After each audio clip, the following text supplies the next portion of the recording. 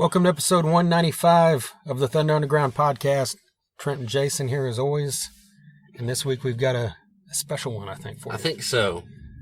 Yeah, anyone that's listened to this podcast over the last 3.5 years knows that we are from the Oklahoma area and we have been to Rocklahoma every year. Yes, we're big on that, if you haven't figured that out already.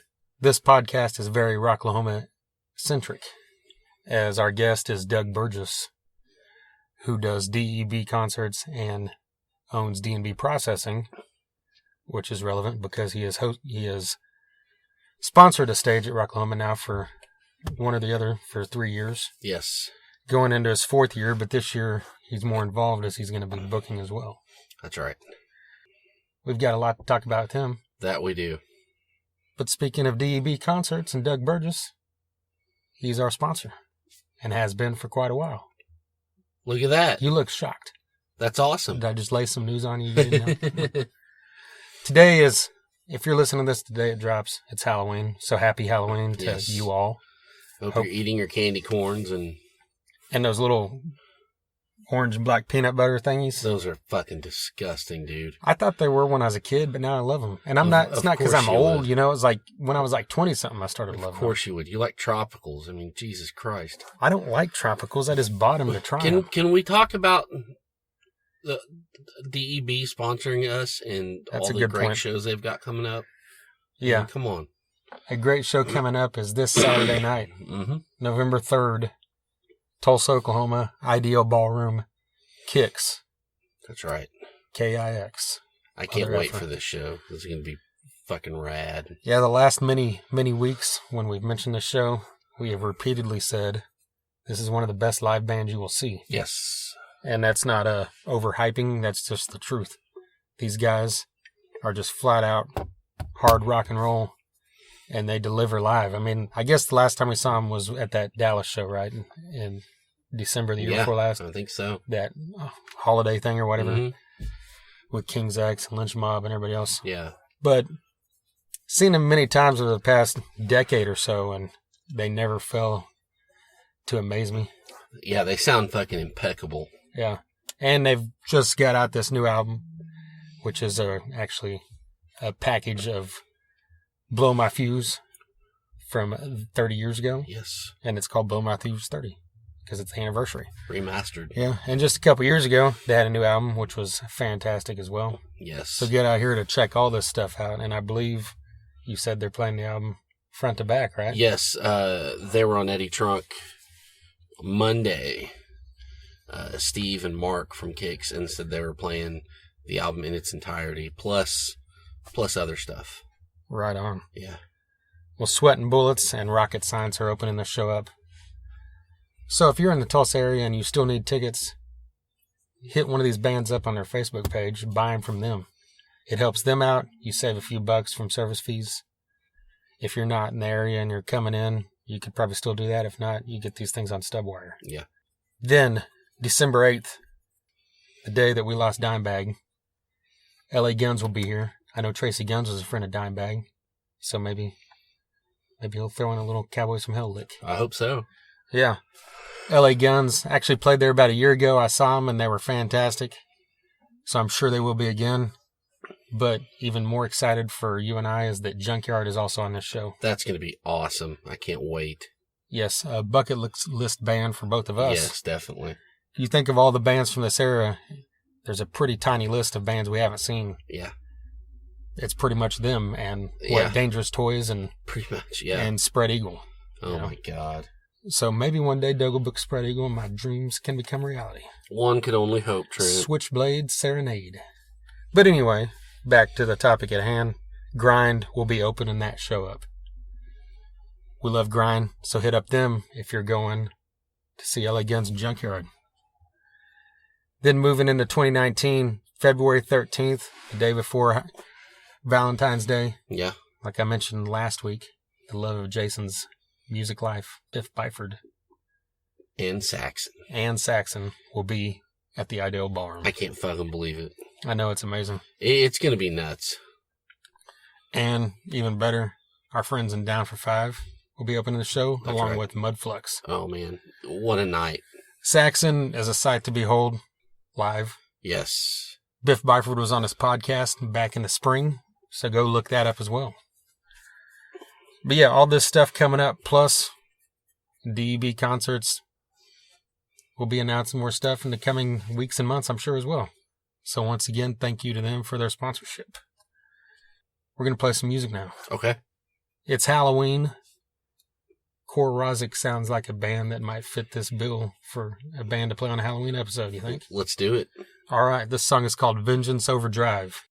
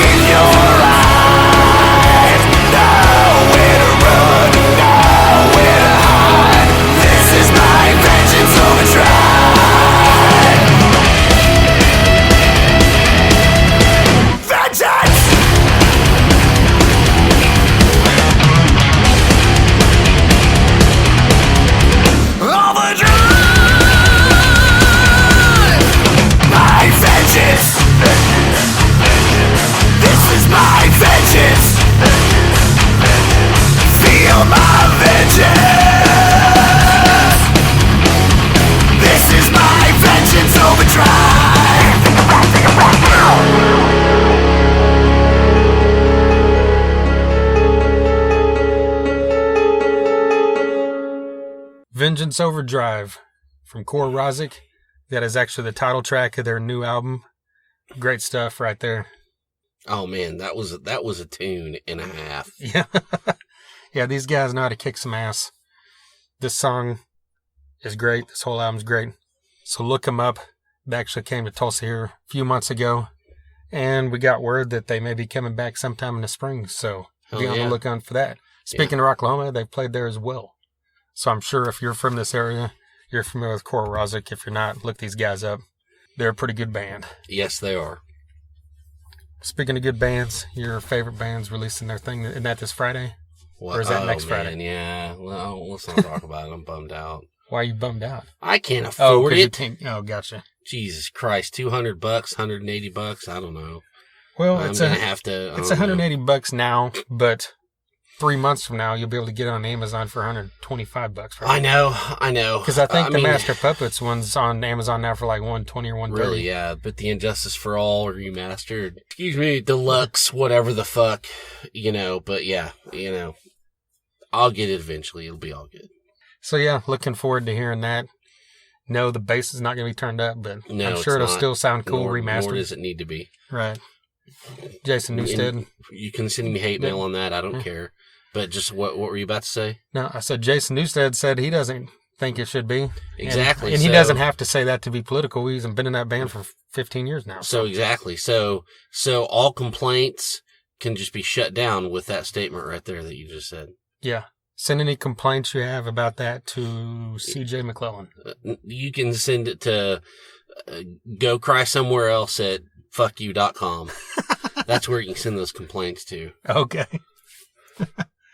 Well, another random news is yesterday Queensryche and Fates Warning announced they're touring together. There you go. That's pretty badass. I know those guys have toured together, but it's been like probably 20 years, I think. So Queensryche's got this new album coming out. I think it's in March when the tour is, if I remember right. It's either January or March, but it'll be the third album with Todd LaTorre. Gotcha. And can't wait to hear this thing because those first two albums with him are fantastic. And they announced in their press release that this is even, what's the word, faster, or they said more sped up. Yeah. So yeah. Really looking forward to that. Heavier, whatever. Yeah. But they all say that. This is our heaviest record to date. This is the best thing we've ever done. It's heavier in the heavier places and lighter in the lighter places. It's like, next. We matured as an artist. I'll just go put on my copy of Kill 'Em All, eat a dick. Are you saying that to Queensryche or everybody? No, Okay. I'm sorry. It's just, how we get jaded at all this shit. I know. Well, speaking of heavier and the heavier places, this has happened since the last time we had an episode. But Matt Byrne, the drummer for Hatebreed, yes, did an interview with us. He sure did. And he will be on his podcast coming up in the next week or two. Oh, man, it's going to be great. Yeah, that was a great one. Very fun to sit down with him for a while and talk about everything from heavy metal to Camaros to how much the Red Sox piss him off. Yes, we covered all that. Yeah. And then speaking of interviews, we also just did one with Ryan and Amir from Julian K. Yes. Who are both original members of the band Orgy. That we did. So we talk about all that stuff. Yes. And then that was a good one. That was. Then we've got one coming up as well with Jeremy and Martin from the band Wither. Yes. Who recently announced they were breaking up, but they're doing one final show. They got a farewell show coming up. Right about exactly a month from now. It's November 30th. Okay. So you're 30 days away. All right. So if you're in the Tulsa area, Vanguard, November 30th. That show also features, it's a great lineup. Wither, The Normandies, Reliance Code, and Sign of Lies. It's going to be great. Yeah, that's 4 bands that will kick your ass and you'll love it. Exactly. So, like we mentioned at the gate here, Doug Burgess runs DEB Concerts, who promotes all these shows that we talk about that come to the Ideal Ballroom. But also, he owns D&B Processing. Yes. Who sponsors, last couple years, sponsored one of the stages inside the venue that was ran by Retrospect Records as far as booking goes. Gotcha. And the year before that, he sponsored the Axis stage. Okay. So now, about, a week or two ago, announcements were made that the Axis stage was leaving Rocklahoma. And then shortly after that, Sam McCaslin at the Retrospect Records announced he was leaving. So then everybody all of a sudden believed that means these stages don't exist anymore. Yeah. You'll find out about that here in a minute, but Doug is keeping the stage D&B Processing, and now he's just going to take over that and be booking the bands for that stage. Which, I believe you mentioned in the episode, change isn't always a bad thing. No. You'll find out why here. Should we just get into it right now? I think we should. This is what everyone's been waiting for. Yeah. So, let's clear the air and put all the rumors to rest right now.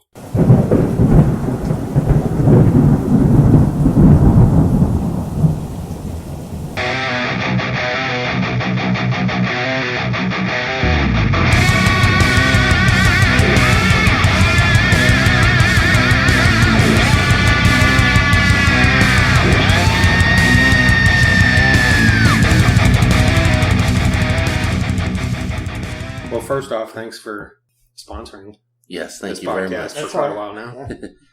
Major appreciation. I guess the first question to just jump into is what can you say about what's going on with Rocklahoma? I don't know if that's a way to put it or Just jump right in. Huh? Yeah. Man, you didn't ease into it. No. I figure it's easier that way. Yeah, I thought it's time to kind of set the record straight about what's really going on rather than the rumors. I put the Facebook thing out. First thing I say is, Rocklahoma is making improvements. They're making improvements for the fans. They're not taking anything away from the fans at all. And I was told that even the non-sanctioned stages out in the campgrounds are not going away. They're not going to try to shut those down. Mm-hmm. Now they want them safe. They'll come out there, and if they're the guys are doing something stupid and unsafe, they're going to shut that down. But Rocklahoma's management team has no plans of shutting down campground, like the dark side stage and those types of stages. They're not going to do that. They're not trying to take anything away from anybody. Yeah. They're trying to improve the festival and increase experiences, So the major change this year is the Axis stage is no more. I believe they want just more fans inside the festival grounds rather than out in the campground. Mm-hmm. I don't think it had anything to do with the talent that was out there or Sunshine, producing the stage. I don't think it had anything to do with that. They just want more fans inside the stage, inside the concert grounds. They're going to open those up early. They're going to open it up on Thursday even. We're talking about having national bands play on Thursday evening. Have some local bands and a national act inside the concert grounds on Thursday evening. Mm-hmm. See, that's something new. It's just kind of a free-for-all on Thursday. It's like a pre-party. Mm-hmm. Well, now they're talking about improving there. Okay, I've sponsored it used to be the retrospect stage. I've sponsored that for the last 2 years. I sponsored the Axis stage the year before that. But now, the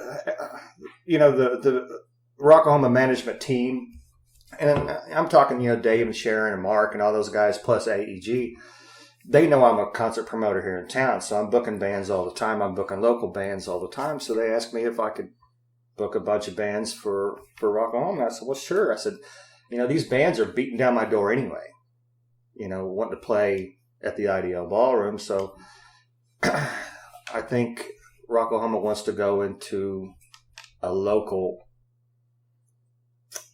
They want to put, I think they want to put Oklahoma into Rocklahoma, Mm-hmm. Get back to Oklahoma. So they asked me if I would book local bands on that stage. And I said, and they asked me if I had the ability. I said, well, sure, I do it all the time.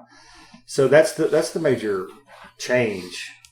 That stage is not going away. It's been the D&B processing stage for the last 2 years, but a lot of people has ignored that. It says, D&B processing stage powered by Retrospect Records. Well, he's booking the bands, but I'm shelling out the money for the stage.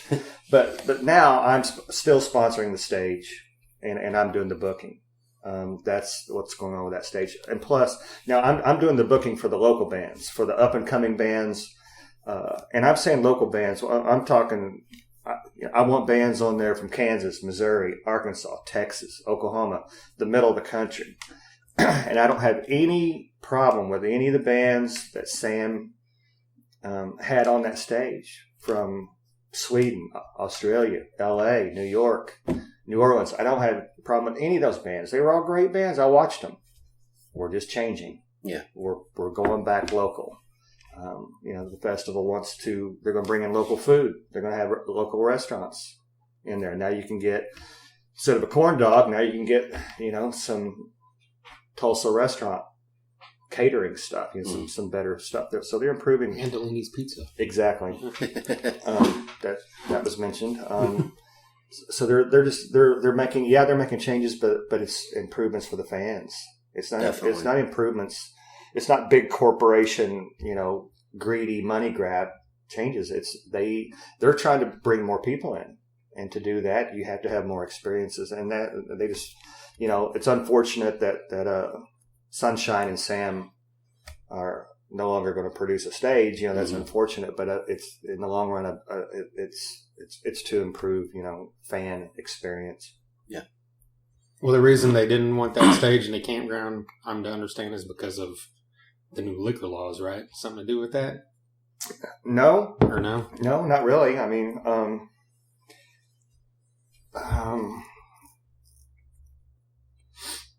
well, maybe a little bit. The big change this year as far as Oklahoma liquor laws, and here's something I'll tell your fans who's listening.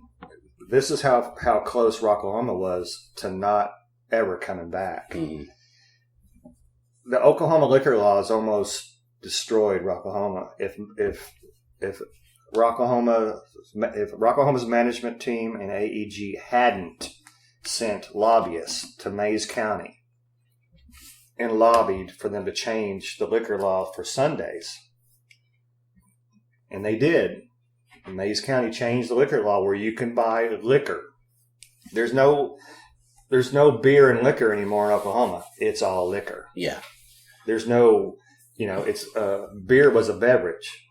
Liquor was liquor. No, not anymore. It's liquor. So we were this close. If Mays County hadn't passed the law to sell liquor on Sunday, Rocklahoma would be done. Wow. And so Rocklahoma spent money. Everybody, Rocklahoma spent money and sent lobbyists to Mays County to lobby for that law to be changed, and they changed it. That's how close Rocklahoma was to going away. So when everybody starts bitching about Rocklahoma changing, they went to bat for all of us. Yeah, definitely. Yeah. Wow. Yeah. So they want more people. To answer your question, they want more people inside the gates. They want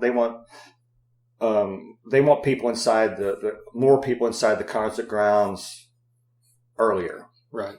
Period. I think that's what it was. But I can't speak for anybody. I don't know the exact reason, but I think that's what it was. They had no problem with what Sunshine was doing out there on that stage, or the bands she was bringing in. They were all great bands. Like I said, I sponsored it for a year. It was great fun. It's a great atmosphere. But I think they want the fans inside the gates for a lot longer time. I think that's the bottom line. Yeah, I think as a fan, the only downfall I see from it is that you could take your own drinks over there. Mm-hmm. And now, obviously, you can't do that if everything's inside the gates. Well, as a businessman, I would. Yeah. Well, yeah. If I was running to spend money, would you come inside the gates and buy our liquor Yeah. rather than drinking your own liquor that you brought with you in the campground? Right. That works. Yeah. Not a bad idea, But just to be clear, so there is one less stage than there used to be, right? Yeah. Now they're going to do something in that area, I believe. The stage may still be there, but it won't be live music. It may be some kind of fan experience kind of thing, but it won't be a live music. Okay. Gotcha. Well, that took an entire 7 minutes. All right. Thanks, guys. See you later. We had other stuff. No, I've got a bunch of stuff here. We don't have to put this in, but you literally answered everything in the first few questions we had about just Rocklahoma. Mm-hmm. You covered it all. We don't have to ask it. Well, I did have a question as far as when you said national acts on Thursday, is that on the DEB processing stage, or is that on the main stage? No, it would be on my stage. So is it someone you would be booking, or is it someone they'll bring in? Yeah, they're in charge of booking national acts. Okay. On my stage, I'm in charge of booking local acts. I'm sure they'll ask my opinion, mm-hmm. and I may nudge them in a certain direction, but it's going to be a team effort, you know. Because I would think as a fan, we know you from DEB concerts, thinking would that national act be along the melodic rock, 80s rock lines? I believe their theme for national acts on my stage will be classic rock. Okay. Because they know where I'm coming from. Yeah, they know what we're doing here in Tulsa. They know that we have a lot of fans following, you know, what we're doing. I believe that they're going to stay that way. They've talked about having some of those classic rock bands that are playing on the main stage. They always have. They may come over there on my stage and do an acoustic set. Oh, nice. You know, kind of a downplay kind of thing throughout the days. Yeah. There's a lot of ideas they're throwing around, but it's really improvements. It's really I want to keep driving that home. They're really trying to improve this festival. For the fans that they already have to come back, and for new fans to come in. They need new people to come in. Yeah. They need more people to come in. Well, it sounds, in a way, it sounds really exciting. All these new ideas coming around and the freedom of doing new stuff. Yeah, and they've increased their budget. You know, I might get in trouble for this one, but I just want your fans to know they have bit the bullet for this next year. They've increased the budget for talent. They are bringing bigger bands in. They have more money. They have more money to spend for bands. So, no, I don't know who they are. But they are doing that for us, you know. That's awesome. That's great. Do you know if is the setup going to be similar as it's always been, where like a band on your stage will be playing at the same time as a band on the hard rock stage all throughout the day? They may cross over during the day, but once it gets into the evening time, you know, they'll start staggering set times. Okay, but you'll still have bands on your stage all through the night, right? Yeah. Okay. Mm-hmm. When it gets later on in the evening, it'll be national acts. Yeah. You know, and then they'll start staggering set times, you know, so there's not so much walking over each other on the stages, you know. Yeah. 2 acts playing at the exact same time on two stages, you know. Right.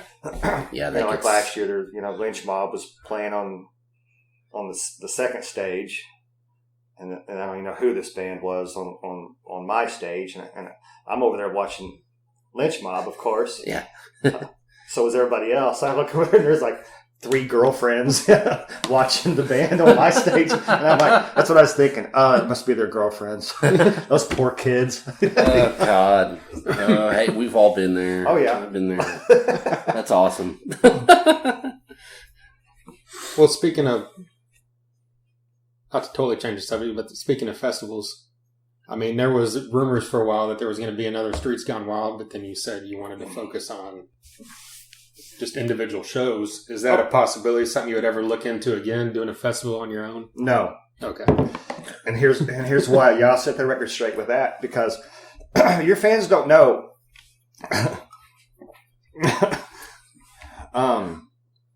All these shows at the IDL Ballroom, those cost me. I spend or lose $5,000 to $10,000 a show to do those shows. I'm not exaggerating. So somebody don't come to me and say I don't love the music. Yeah, no doubt. But I've been really blessed and fortunate in my life. I make my money during the day. So I have D&B processing. That's my day job. That's a business that I own. I make utility poles and stuff like that. It's a very successful steel manufacturing business, but I love this music, so I put these shows on. And when one of my shows don't sell very good, it pisses me off, because these people have no idea how much money I've just spent to bring this band in. Mm-hmm. And local bands and hotels. It's not just the price of the band; it's hotels. Now, we're not talking about Eddie Trunk. I don't put Eddie Trunk's fee in my loss, because he and I are friends, and that's separate. So, and I've had a couple assholes on Facebook say, well, once you stop bringing him in and lower the ticket price. Well, if you can't afford $25, then you're not going to come to many of the shows anyway. Mm-hmm. And I understand some people don't have a lot of money, but $25 isn't a whole lot of money to see 3 damn good bands. 2 local bands usually is what I have, and a national act. So what we found out from Streets Gone Wild, this guy, I call him Farm Rock Freddy. He was robbing from Peter to pay Paul on these Farm Rock festivals. And, Eddie Trunk had done a couple of them. Tom Kiefer did 1 or 2 of them. And what they said, he was struggling. There was delays on people getting paid, and before they got to Tulsa. But everybody eventually would get paid, maybe a couple days after. But he would always pull it together, and pull it out, And then Farm Rock rolls into Tulsa, and I was the lead, or the head sponsor for that festival. I got involved with Tom Green, called him, said, "Hey, I want to be a part of this. I want to be a sponsor. Put my my DEB processing scrims up on the stage, give me some backstage passes, and give me a bottle of Jack Daniels, and so I can hang out with my guy friends and my girlfriends, and hang out backstage, and leave me alone, So we did all that, and and there's a shit ton of bands in that festival. Well, the thing that he didn't think about, this promoter, is this is Tulsa, Oklahoma. This is a tertiary market at best. It's not even a secondary market. I'd put it below that, with this type of music. Yeah. Now Justin Timberlake can sell at the BOK Center. That's different than this genre of music. Once he got here and ticket sales were the shit, his house of cards crumbled. He couldn't rob from Peter enough to pay Paul.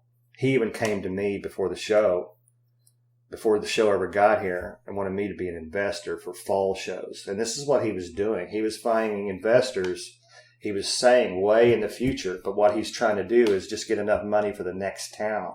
Wow. But once he got here, and the ticket sales, that was like a 2.5 day show, festival, wasn't it? Yeah. It was a Saturday and Sunday. It was a Friday night inside, kind of a pre-show thing, and then 2 full days. 1,700 tickets sold. 1,700 tickets. If you do the math, about how much that is, he probably spent $120,000 to probably $120,000 to $150,000 just on bands. And then you have a stage you got to pay for. You have lights you got to pay for. Sound, PA, all these stage-hands, hotels. And now I'm giving you a really long answer. There's no way that this market won't even support my one little show every once in a while at the IDL. Mm-hmm. So Tom Green and I were talking like, hey, let's have a 1-day festival. What do you say? We'll have 5 or 6 national bands. Let's see. Okay, I lose $5,000 on one band every time I do a show, times 5, plus the stage, plus all this outdoor stuff. It would cost me $150,000 so the fans could see 5 or 6 national acts. So I'm not trying to talk shit about the fans. I'm just talking about this market won't support it. Mm-hmm. This market won't support a festival at all. There was a really nice country festival not too long ago, outside of town. And they lost their ass. Yeah. And it was really good bands. Rascal Flatts, really big name bands.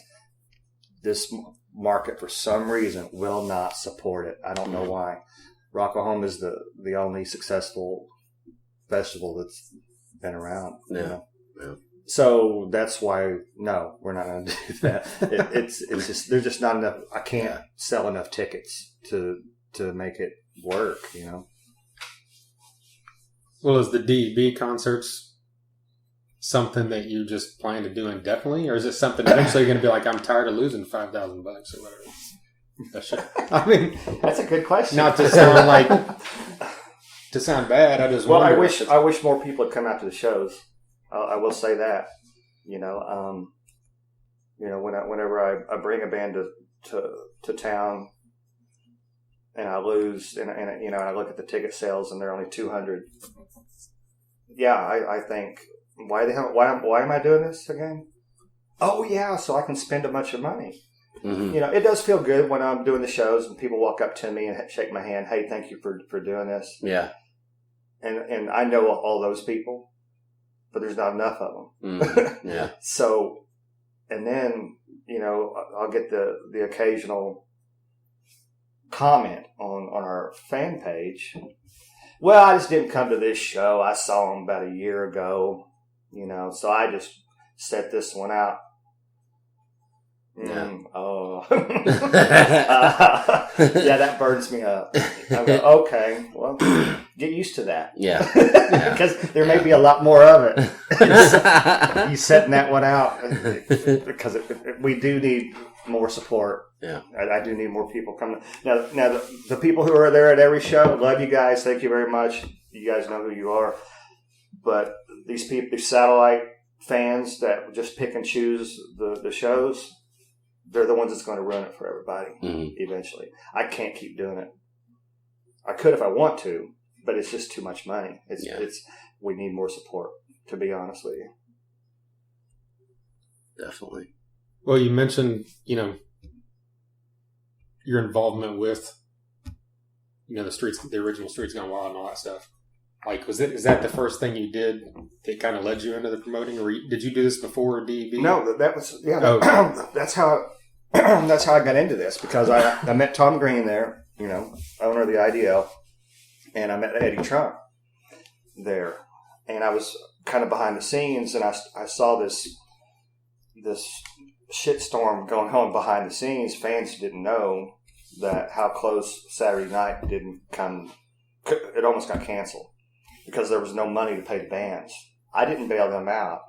Tom Green and Luke Nagel and Brad Wickwire, Stubwire guy. Brad Wickwire. If they had dug into their own pockets and pulled out cash to pay the other 50% of those Saturday night bands, it wouldn't have happened. It would have canceled. And then it would have been a lynch mob, Yeah. But yeah, that's how I got into it, because I was finding out what was going on, and then after the festival was over, Eddie Trump and I became friends, and Tom and I became closer friends, and so I went to Tom and I said, "Hey, do you think this is something that could be, that could be successful? That could?" And he said, "Yeah, I think so." He said, "I think it's got legs." He goes, "I think we could."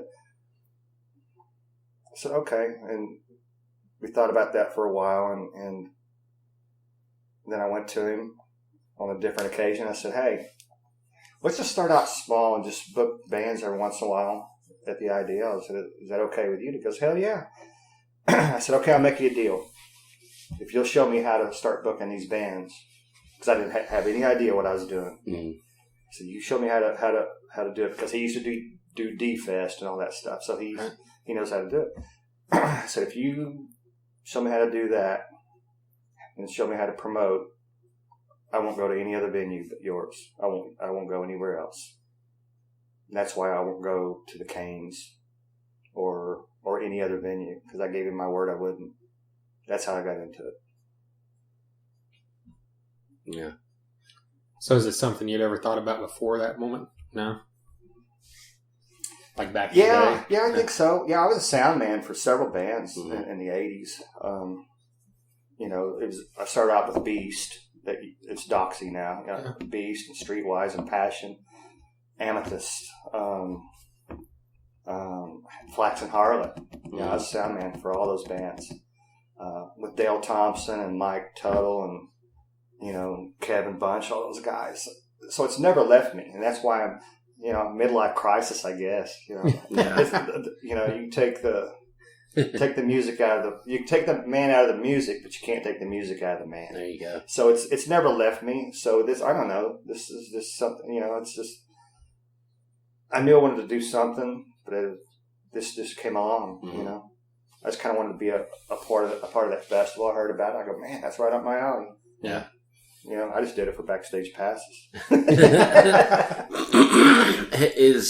Is there anything, you know, you've learned or anything, you know, that maybe a band didn't work out that you learned something from? You guys got good questions. Well, you know, we're trying. Yeah, whenever I first got in this, I did it just so I could meet some of my heroes. You know, I just want to meet them, you know, and not those typical meet and greet. Cattle call things. Yeah, yes. cattle prod Yeah, they things. just, yeah. Because those suck. You know, I wanted to meet some of my heroes, you know, and those, you know, Lita Ford, that was a bucket list, you know, book her, and Tom Kiefer, you know, I'm a big fan of Tom Kiefer, and what I'm finding out now, it's not what you think. Yeah. In the beginning, it's really cool. Oh my God, it's Lita Ford! Oh shit! Well, I saw her a month later, you know, in the Monsters of Rock crew. She didn't even know who I was. Before she left town, she hugged me. She was talking about how great my truck was, and she'd love to have it, and gave me a big hug. I didn't hug her. She gave me a big hug before she left. Oh, thank you so much. Oh, you know, big hug. I'm like, yeah. A month later, she didn't know who I was. I'm like, Yeah. Tom Kiefer, that's a different story. That guy's terrific. Him and everybody in his band, you know, Tony and Kendra and Savannah and Billy and those guys. They're just really good people. But he's an exception. But what I'm starting to find now, I'm about a year and a half into this. Mm-hmm. I'm not getting as excited to meet the bands anymore. Mm-hmm. Now it's just there's people. Mm-hmm. It's, you know, it's different. You know, in the beginning I was like, oh yeah, I was like fanboy. Hey, hi, what's going on? And now I'm like, yeah, your set starts at 10. Yeah. it's kind of, I didn't think I would get that way, but you know, the show, you know, Steve, there's a show on Sirius XM, Never Meet Your Heroes. Scotty Ian. Yeah. Well, I've met Scotty Ian. And that's a fact. You know, he's a little prick. Yeah. But it's like that. And now it's like I said, a year and a half into it. So I just met Sammy Hagar about a week ago. I'd already met Michael Anthony. I mean, yeah, and he was a great guy. But I met Sammy Hagar.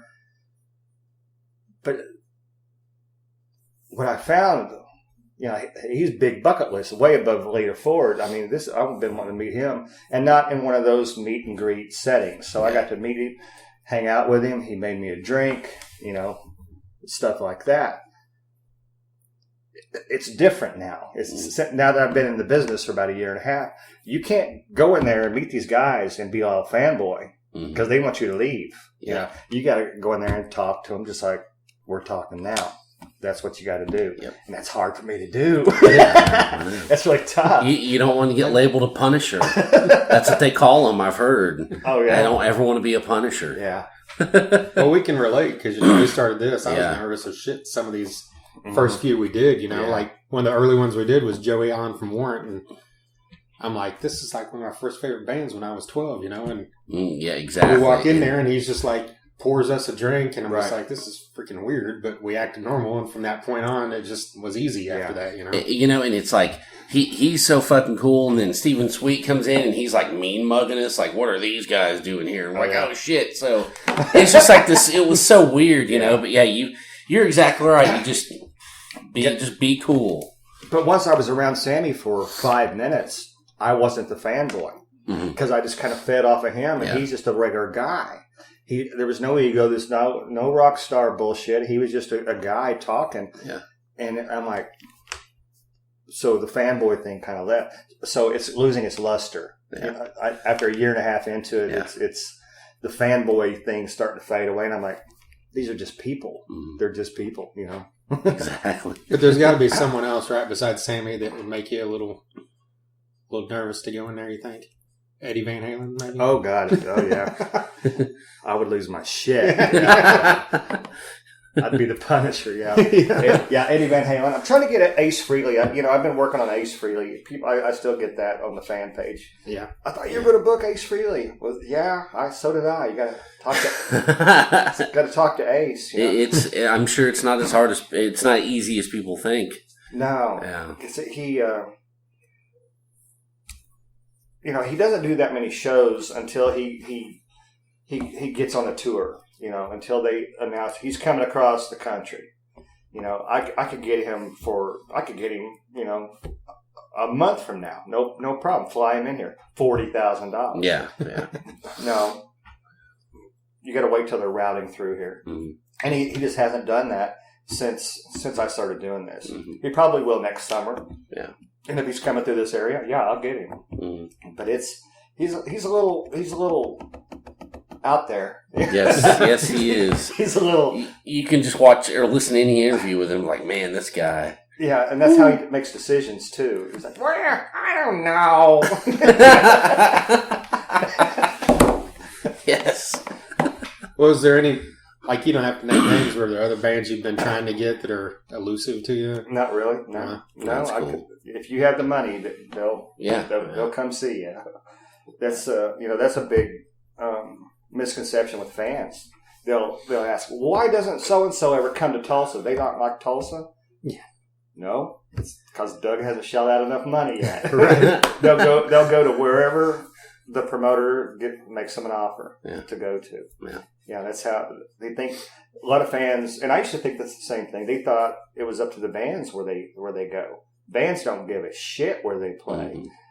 It's up to the promoters to make that offer for to come to their town. That's how it's done. Yeah. I love anytime a band announces a tour. If you look at the comments on Facebook, like every other comment's like, why don't you ever come to Des Moines? Why are you skipping Austin? What about Poughkeepsie, New York? It's like, right. These guys aren't saying, well, let's skip Poughkeepsie. They don't care. They'll go wherever they're going to be paid. That's right. That's right. That is right. Well, playing devil's advocate, like you mentioned the 5-band idea that you tossed out. What if you did like 5 bands that didn't cost much, like Dangerous Toys? And if you got 5 of those bands together that are smaller, like that third tier of band, I would think you could probably fill the place up, but that's just me. We might do that. Tom and I have talked about maybe 3, but we got to, we may block off the streets. We still may have the show inside the IDL, because once you take it outside, you have to pay for that stage. Yeah. That outdoor stage. And then you have to have a generator for power. Right. And Tom taught me this. He knows this stuff. Anytime you take a show outdoors, you just doubled your expenses. So we might do it like on a Saturday afternoon. The show's inside the IDL, but you open the thing up, and we can spill out onto the streets and have bars out there and some kind of experience stuff just right outside the door. Yeah, somehow. that would be cool. But I don't know if we're going to do an outdoor thing. The only reason I didn't mean that. I just meant like indoors. Yeah, we might do that. Oh, okay. We might do that, but I really don't think we'll draw enough people to go outside and block out the street. I just don't think we would draw enough people to have to do that. Yeah. I booked Rat. I'll tell you how close we were. I had Rat booked. Like currently? Yeah, I had them booked for June of next year. Wow. June 16th, I had Rat booked. We were going to do this, boys and girls. And we started putting the numbers together and said, no way. It's just not going to work. It's just going to be a big, big losing proposition. And the booking agent that I was working with, I had the contract signed. Wow. I hadn't sent them the deposit. You have to send them 50% up front. I didn't send them the deposit, and then Tom and I discussed it and said, I don't think so, man. I don't think so. And the booking agent I was working with, they let me out of it. They didn't have to. Yeah. But I showed them my cards, and they said, you're under contract. You got to pay it. Well, I kind of called their bluff and said, okay, I've got the money. If you're going to hold me to it, I'll pay you. That's the kind of guy I am. And they go, wow. Oh, okay. since you're being so honest, we're going to try to find another date for him. And they let me out of it. Wow. We're not used to this. Yeah, Yeah, that's what they said. Yeah. I Wow. said, if you're going to hold me to it, I'll pay you. But we can't. We're not going to do the show. That's nuts. Of So- course, you don't know if they'll have their shit together by then. Yeah, you never know now. This God. God, I know. It was sad. It was sad. So like, what are, of what you've done so far, what was one of your favorite couple of shows? Were they Tom Kiefer or? Yeah, the first Tom Kiefer show. Yeah. Because that was super duper fanboy. Yeah. Because I don't know if anybody around here knows, I've got a history with Eddie Trunk and Tom Kiefer before I knew Eddie Trunk.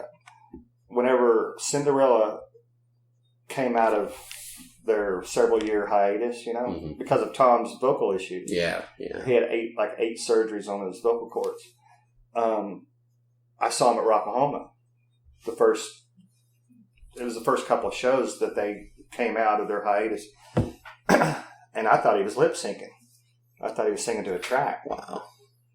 Because I was right in front of him, right down front, and he sounded just like the record. Sounded spot on. And I thought I caught him a couple of times. He just had a hot mic because I'd seen him kind of come off the mic a little bit.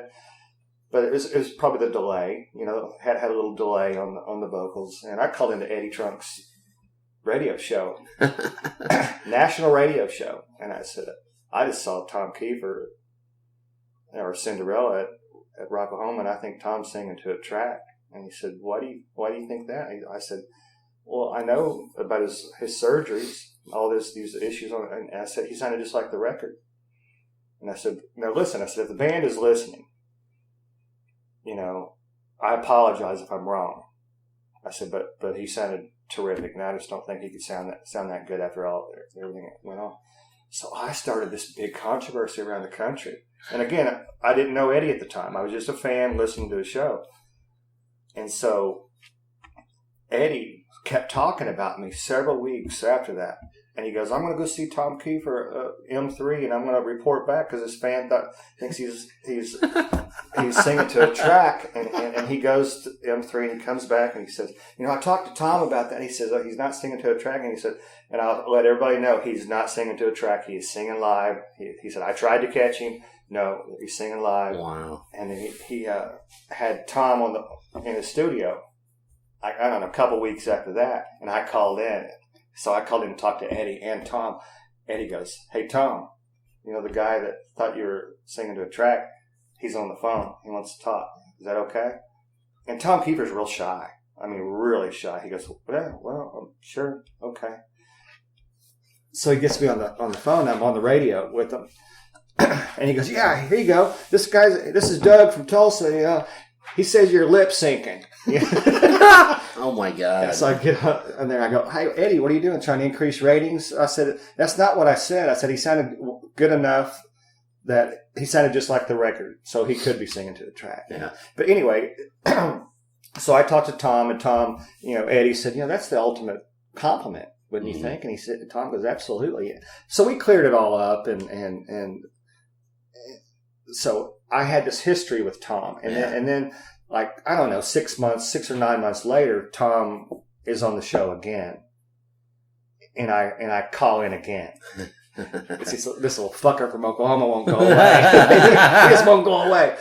But he said, "Hey, this is Doug from Tulsa." He thought he was that one that called. He goes, "Yeah, I remember him." And he said, and Eddie goes, "Doug, so what do you think now? Does Tom singing to it?" Because I'd seen him in between that time live. I said, "Oh no, he's 100% live. I was completely wrong." I said, and I apologize. And Tom goes, "Oh, thank you very much," and all that. So I had that history with him, and then I booked him. So I was in the green room with him at the IDL, and I went in there and said, "Hey, I'm the promoter. How you doing?" And he's, "Oh, hi." And I met Savannah, his wife, and everything. And I said, "We have a little history, the two of us." And he gives me that look like, "Oh no, crazy fan guy. He's going to cut me up." Yeah. And I said, "I'm the guy that was on Eddie's show that thought you were singing to a track, lip syncing." And he goes, "That's you?" I go, "Yeah." He goes, he gave me a big hug. so that was my ultimate. Yeah, that was pretty. That is Tom, cool. the Tom Kiefer. Really cool. Yeah. I'm sure you told Eddie that too when you first. Yeah, got to know him. Yeah, because I kept seeing Eddie every year at Rocklahoma. I'd go backstage, he's back there. So, and how I would introduce myself every time, because these guys don't remember you. Yeah. Right. I go, "I'm the Tom Kiefer guy." Yeah. I'm the Tom Kiefer guy. "Oh, hi. Hey." Yeah. So we saw each other, and then Eddie came to the IDL for the festival. I met him, offered him a Dallas Cowboys ticket for the next day after the festival because they were playing the Giants, the New York Giants. That's his. Oh yeah. That's his team. And Yes, too. By the way, I'm so sorry. Unfortunately, I'm so sorry. well, let's not talk about that. But Eddie went to the show. I mean, it went to the Cowboys game with us the following day after the show. So then we just started being friends, and Yeah. I bring him to town, and we have fun. And I'm still having fun, but we do need to sell a little more tickets out there, guys. well, speaking of the fan side of it, like what's some of like going way back? What's your first concert, or what's some memorable ones throughout the years? Kiss. There you go. Kiss. What tour? Dynasty. Okay, Mm-hmm. so Lifelong Kiss fan. no problems with the way things are now and all that stuff. Oh yeah, People big bitch problem about with it. Okay. Yeah. Yeah, and it's really Eddie's stance on it. Also, it's dressing Tommy and Eric up like Ace and Peter. Mm-hmm. You know, that's not cool. But but in Gene and Paul's defense, Ace and Peter could have kept that makeup. Yeah. They sold it. They sold it back to them. Yeah. So they gave it up willingly. I don't know how much they were paid, but they were. Mhm. They sold the rights to the costume and the makeup. Yeah. Back to them. Right on. So all time favorite bands: Van Halen. Second all time, Motley Crue. Oh yeah. So, what do you think of the Corabi album? The what? The John Corabi album. No. Oh man. No, I don't think so. John Corabi's an incredible singer. He's very talented, but it was not the right mix. It's not the right fit. I can't wait for the Netflix movie. That's gonna be awesome. Yeah, it should come out in a few months. Yeah. I'm looking forward to that. They better do it good. I think something's happening with Van Halen. Really? Yeah. I was really thinking about a year or two ago that they were going to resurface with Sammy. I don't think they're going to resurface with Sammy. I mean, I wish they would personally, but David Lee Roth told somebody not too long ago they're going to do something in 19. Really? And I think Michael Anthony's been contacted by Eddie to come back. I don't know that for a fact. Yeah. I don't know that for a fact. But we were hanging with him and Sammy, like I said last week, in Arkansas. I mean, he's tight-lipped. I mean, everybody that's got anything to do with Van Halen has a zipper on their mouth. Mm-hmm. right. I don't know, but his mannerisms were different, this time, when asked about it. So, Hey, I mean, it doesn't make sense to like have the three of them out there and not have Michael Anthony. yeah. I understand he wanted to have his son in his band. That's cool for a short period, but you can't fucking not have Michael Anthony. Well, Wolfie's record's almost done. Yeah. I mean, it's being mixed right he's now. wanting to do that. If they're all four alive, come on. Sammy had the greatest idea. He said, Yeah. me and Michael come back into the band, have David do his songs too. David sing his songs, I sing my songs, and Wolfie's band open up for Van Halen. Yeah. It's the perfect scenario. But that Sammy stuff's really deep. I don't think they're going to do anything with him.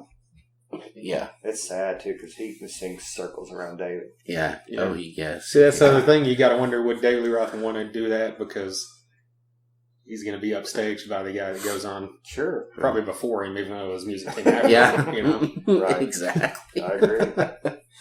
Exactly. But what do you think's the best concert you ever saw? Could you say? That's a tough one. Oh no. Probably every Van Halen concert I've ever been to. Yeah. Except 07 at the BOK Center. Oh man, I forgot. Were you guys at that? No, I didn't. David Lee Roth singing on that one. I didn't go to that one. The floor seats were $150. It was summertime, and they wouldn't let them turn the air conditioner on. Oh God. It was a request from the band, and I know it's because of David's vocals. Yeah. It didn't help. Yeah. It was terrible. Wow. But probably every Van Halen show except for that one, great show. Kiss always put on a good show. Yeah. Roger Waters, I saw him a few years ago. Yeah. It's one of the best concerts I've ever seen in my life. Really? But now it's been proven that he's singing to a track. God. It's rampant. Oh, man.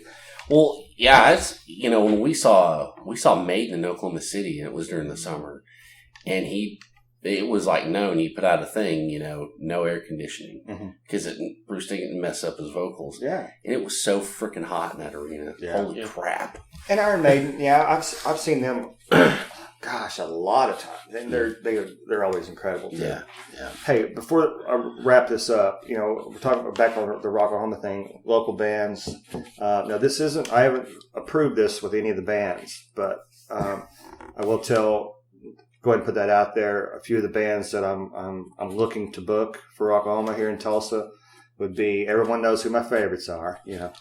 Rocket Science, Down for Five. Yeah. It's a shoo-in. Yeah. Dead Metal Society. Yeah. Grind, Driver, Doxy, Reliance Code, Severmind. Yes. Mudflux. They already said Mudflux. Yeah. Mudflux. So you guys, if you're listening, I'm coming after you. Like I said, no, nothing is approved, but just a little shout out to these local guys. I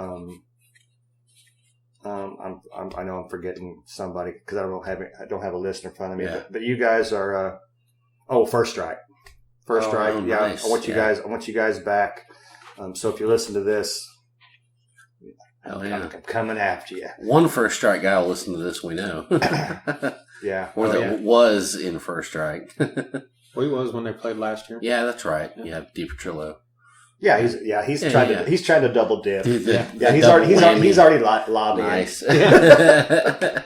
Hell yeah. And I throw in my word for this guy here in his band, Who's his band? Zen Hipster.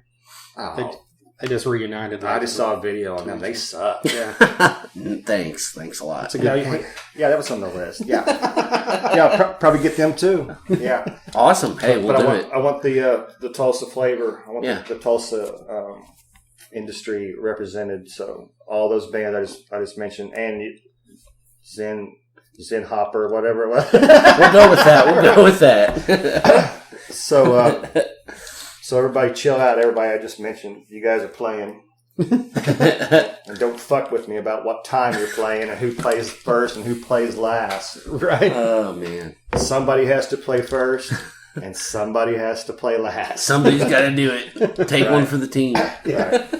But I don't know, cover bands, Dead Metal Society, and I think they were the only ones on there that's a cover band. I have to get that approved. I don't know what the rules are going to be about cover bands and originals. I know that they want original bands for sure. Dead Metal Society always gets away with playing on that stage, even though they're a cover band. So, I'm a follower also. I've got a management team that I have to do what they say. So I'll be fighting for all you guys. Awesome. Well, cool, man. Well, I know you're not going to announce anything, but do you have anything with DEB coming up should be announced soon? That kind of Nope, thing? I don't have anything past Saxon. Okay. So I've got Kicks November 3rd, LA Guns December 8th, and Saxon February 13th. All right. And that's all I've got working. I did turn a band down for June. It was a Saturday night. I've had them here before, but I will be honest with you, my repeat bands aren't selling worth a crap. Mm. So probably gonna chill out on my repeat bands. I've had Dawkins and Tom Kiefer. Yeah. As repeats, didn't do too well, and I think that's the fans going, well, I saw them last year. Yeah. Right. Yeah. So, I just turned down an offer for another repeat band. So, I'm going to be a little more picky in 19. You know, I probably do fewer shows, but bigger bands. Gotcha. You know. Yeah. Well, we appreciate you coming on here to Yeah, talk about all thanks. this stuff. Yeah, I wanted to kind of clear the air about the Rocklahoma stuff because there's so many rumors and stuff going around. But everything I said, you know, can be changed except for, you know, my stage and me. You know, I'm sponsoring it. I'm booking it. I'm doing only local bands, you know, around the state, you know, the states around Oklahoma. But everything else I said could be changed. Yeah. Yeah. So don't hold it against me if it changes. I'm I'm trying to give you as much information as I can without getting in trouble. There you go. There you go. Doug Burgess from D&B Processing and DEB Concerts. Big thank you to him for taking the time out to sit down with us and talk about all the stuff that's going on with Rocklahoma and what he's got going on elsewhere. Yes, huge thanks. Yeah, so now that we've heard that, like I mentioned right before, change isn't always a bad thing. What do you know, just like a quick summation of it, I mean, what are your thoughts? I'm okay with the idea. I'm super fucking okay with the idea. I'm a fan of it. I really like the idea of, you know, going more local, regional. They're going to have, you know, and not just music. They're going to have the experiences, the food. I think it's the right way to go. It's a great way to go. Yeah, I mean, it's what those other festivals like that one in the Northeast does, where it's like a food truck festival / music festival and all that, where it's like, and I know there's another one that's similar where it's centric to the area as far as the food and the beers and that kind of thing go. Yeah. Which is a really cool idea. And why not make the bands that way as well, you know? At least a good part of that stage, you know? I mean, and there, you know, there's enough to go around, and it just makes sense. Yeah. And you know, not that anything didn't before, but this is a great move to make, I believe. Yeah. I mean, we've talked multiple times every year we do our review or whatever. We love the retrospect stage. We love the Axis stage. Yeah. Both the people that ran them, you know, were always great to us, and we love both of them. So, I mean, nothing against that, but like you said, sometimes change happens, and at least it's not like going in a backwards direction. That's for damn sure. Yeah, yeah, true. So, yeah, really looking forward to what Doug and the DEB processing stage brings to this and everything. Yeah, definitely. Like we mentioned up front, Kicks is this Saturday. If you're in this area, get your ass out there. You will not be disappointed in the live show you see. That's right. That's right. If you are disappointed, email us and I'll tell you you're a fucking idiot. If you and we, hey, we will both be there. And if you find Trent and you come up to him and you say, John Elway is the greatest quarterback to ever exist, he will buy you a shot. That's all you have to do. I said, you're an asshole. I don't have that kind of money. I've been called worse. Maybe Tom Green will start me a tab or something that I don't have to. I can do like Norm, you know. Oh Jesus, that probably won't happen. Just kidding. Don't do that. Trent won't buy you a shot. But we will be there, and we're gonna rock out to some Kicks. It's gonna be a great show, and you guys need to get your tickets and get out there and show these guys some love because they put on a hell of a show. You'll be rolling in honey. I hope. Yeah. You know. Hell yeah. Eddie Trunk will be hosting it. I didn't think I mentioned that when I was talking about the shows at the beginning of the show, but Eddie Trunk hosts all the DEB concerts, and as well, we talked about Rocklahoma. He hosts that every year as well. Definitely. So if you're in this area and you want to meet Eddie Trunk, and you haven't yet, I don't know what your problem is, because you've got some chances. Yes, for sure. But if this is your first time listening, or you're behind on some episodes, we're getting up there, man. 195. We're near. Did you ever think we'd be nearing 200? No, I didn't. I didn't. But you know, I'm glad that we're getting there. I can see us getting to 300, 400, 500. And I'm looking forward to episode 200. We have an idea or two in the works for that. So you already announced it on here when you were drunk that one time. Oh, great. You don't Jesus remember? Christ, I don't want to fucking remember that. What was that? Which episode was that? Probably the one after Porch Talk. Yeah, I mean, it was after. I'm trying to remember what it was a great fucking idea for Jason's drunk ass to do an intro on that night, huh? Yeah. Jesus, I couldn't even. I started listening to that, and I got about 3 words of my fat ass mouth in, and I was like, I just turned it off. I'm like, I can't listen to this. I was embarrassed. I apologize, everybody out there. Hey, people like drunk people talking. It's fine. Well, they got it then. Right. But yeah, 194 previous episodes here. We've talked about, bands from the glory days of, glam rock, hard rock, melodic rock, whatever you want to call it. Yeah. We've had on guys from Great White, Warrant, Lillian Axe, Trickster, Firehouse, Bullet Boys, the mighty Frank Hannon from Tesla. Yes. We've had on Ian Hogland from Europe, Mark Scott from Trickster, Chris Green from Taiketo. That's right. That's a band we should have thrown out to Doug. There you go.